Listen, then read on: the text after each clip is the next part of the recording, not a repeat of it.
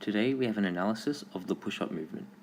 The push-up is an integral part of rugby league, as it builds great upper body strength, which is essential to becoming a successful rugby league player. In particular, we will be looking at the skeletal and muscular systems and their role in the push-up. Now Tony Williams from dummy half.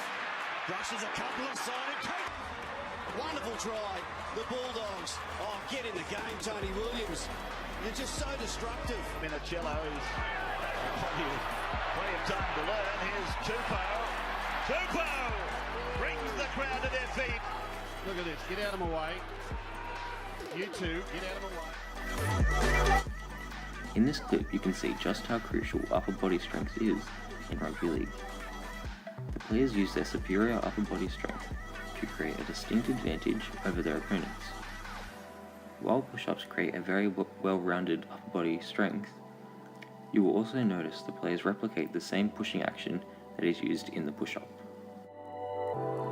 There are many different muscles that are used during a push-up. The pectoralis major is a large muscle that makes up your chest wall. During a push-up, the sternum, which is the lower region of your chest, is most activated, but also the clavicular, which is the upper region of your chest, is activated slightly in the push-up. The triceps are a muscle located at the back of the upper arm. During a push-up, the triceps' main function is to extend the elbow joint, which allows you to go up and down during a push-up. The anterior deltoids are muscles that are located at the front of your shoulders. The anterior deltoids support the pectoral majors during a push-up. In a push-up, the anterior deltoids help you raise your arms up in front of you. The biceps are muscles that are located in the upper arm between the shoulder and the elbow. In a push-up, the biceps provide support for your arm when the triceps are activated. The biceps are two head muscles, but only the shortened muscle works during a push-up.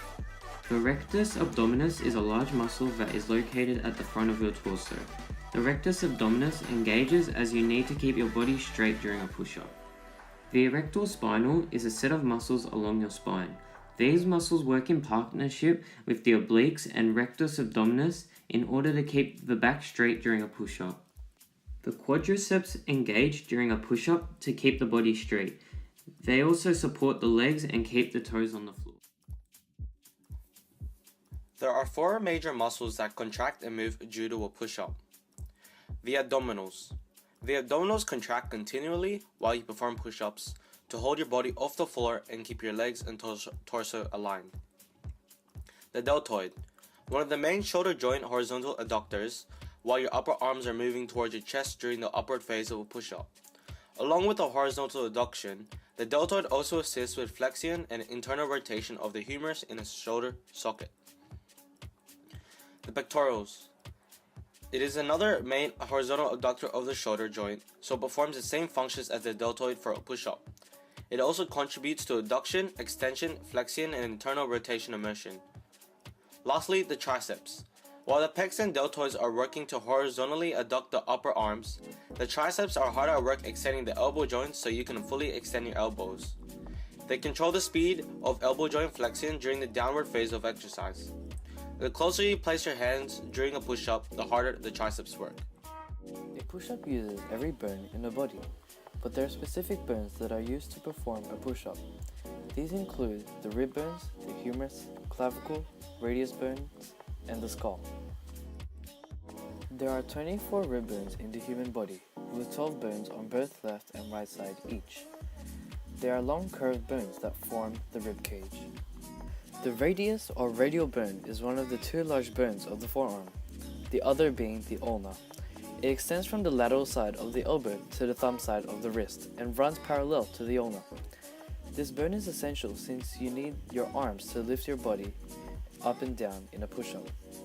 The clavicle bone, also known as the collarbone, are connected from shoulder to shoulder and also connects the breastbone to the shoulder blades.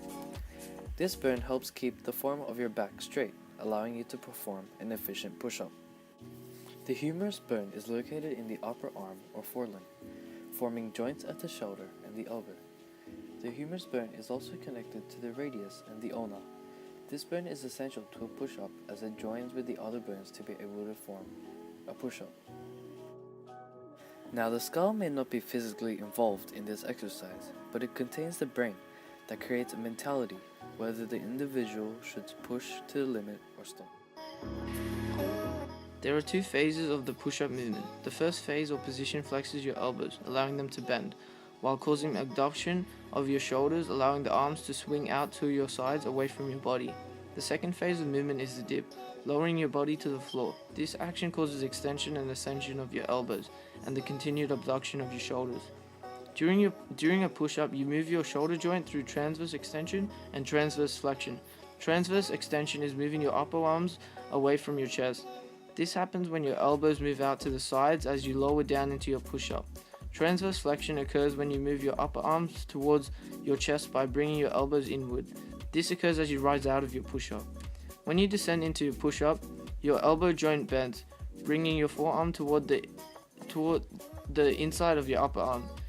Two bicep muscles then work in your forearm to complete this motion.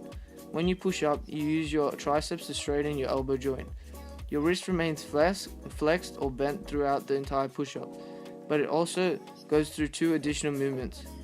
When you lower, your elbow moves out to the side, which makes your forearm bend out toward your pinky finger. This is called ulnar deviation. When you push up, your elbow comes back in line with your shoulder. This moves your forearm back towards your thumb. This is called radial deviation. When doing a push-up, the different muscles have their own roles. The roles can be broken up into two categories, agonist and antagonist. The agonist is the muscle that is the prime mover, the muscle that is responsible for moving most of the weight. And the antagonist is the muscle that opposes the agonist. The antagonist is a muscle that must relax and lengthen to allow the agonist to contract. When lowering your body in a push-up, the pectoralis major is the agonist, as it is the prime mover, and the antagonists are your posterior deltoid, middle trapezius, rhomboids, and bicep. This is due to the fact that they relax and lengthen in order for the pectoralis major to contract. Then, to raise your body back up to the starting position, you must extend your shoulders and arms.